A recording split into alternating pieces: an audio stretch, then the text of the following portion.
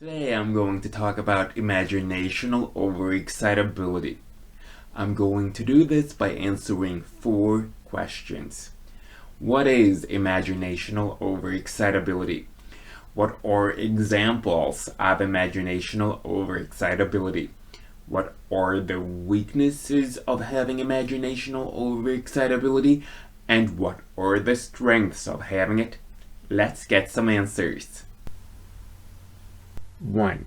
What is imaginational overexcitability? People with an imaginational overexcitability have a rich imaginative life, which they often prefer to reality. If they are introverted, they can be completely content to focus on their own inner world. And if they're extroverts, they might focus on engaging others in their dramatic ideas, painting the imaginary world they live in. Children with imaginational overexcitability often have an imaginary friend.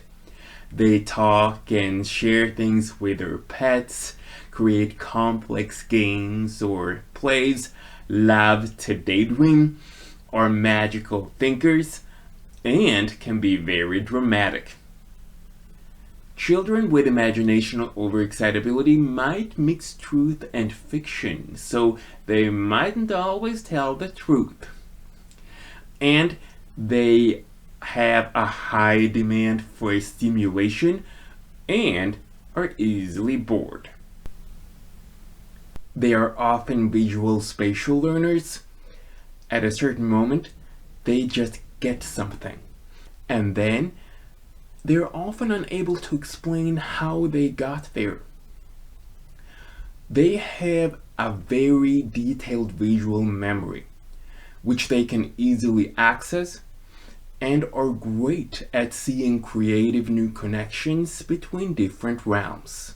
What's more, fueled by creativity, a love of stories and drawings, and fictional worlds, students with this overexcitability might daydream, doodle, or otherwise occupy their minds while a boring teacher drones on.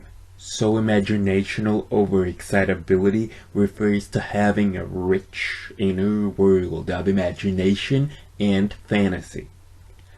Gifted individuals with imaginational overexcitability may have a strong creative drive, vivid imagination, and a tendency toward daydreaming, fantasy, and visual imagery.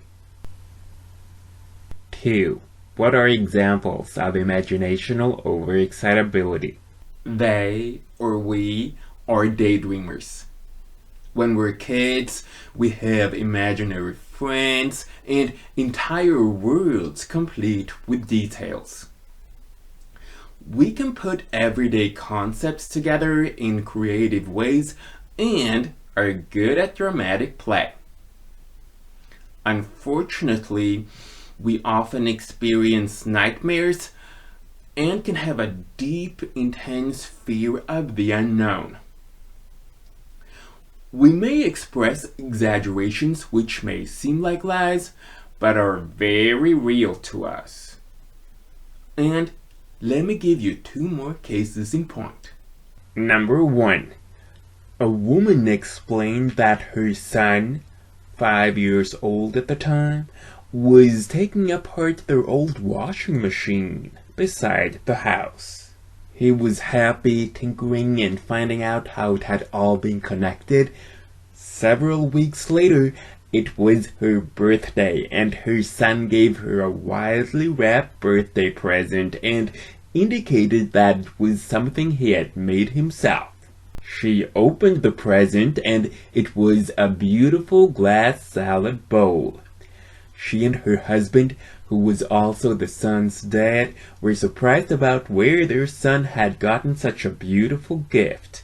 Proudly, their son explained it was the glass door of the old washing machine. Number 2. Mary, who was 8 years old, saw her mother in her imagination, covered in blood, and was so scared she didn't dare to go to sleep. Her dad told her she was the boss of her imagination and that she could change the blood into anything she liked. The next morning, she happily told him she had changed the blood into red roses. 3. What are the weaknesses of having imaginational overexcitability? Firstly, when people with imaginational overexcitability are emotionally tense, they can use their creative voice to create a bleak and scary imaginative world. If they also have emotional overexcitability, their imagination becomes very real. They not only fantasize but feel as if it's happening, which can create immense emotional upsets. They might worry about what will happen when a parent dies, or when they won't be able to fulfill expectations, or even how they will remember to do a certain thing correctly. This triggers their fear of the unknown.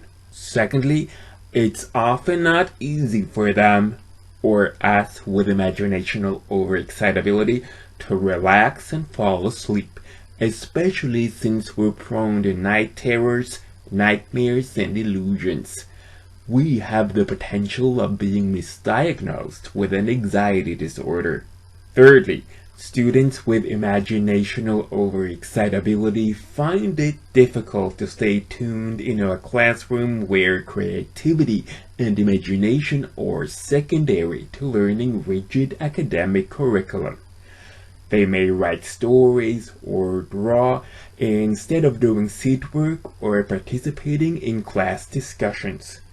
Or they may have difficulty completing tasks when some incredible idea, like building a paper plane, sends them off on an imaginative tangent.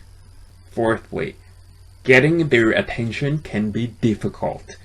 This lack of attention is frequently seen as disrespectful in a classroom setting and can be mistaken for a characteristic of oppositional defiant disorder or attention deficit hyperactivity disorder.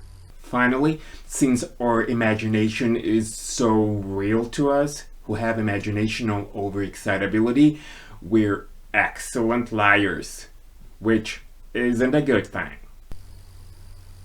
4. What are the strengths of having imaginational overexcitability? Imaginational overexcitability is a great thing to have, as all new inventions and future solutions for world problems stem from this overexcitability. These people can also use their imagination, fantasy, and detailed visualization to create a safe space to soothe themselves, which is a great comfort in life. It can be a great comfort in life. Trust me, in this crazy world we live in, it is. This information came from these websites. You'll find these links below this video. So there you have it.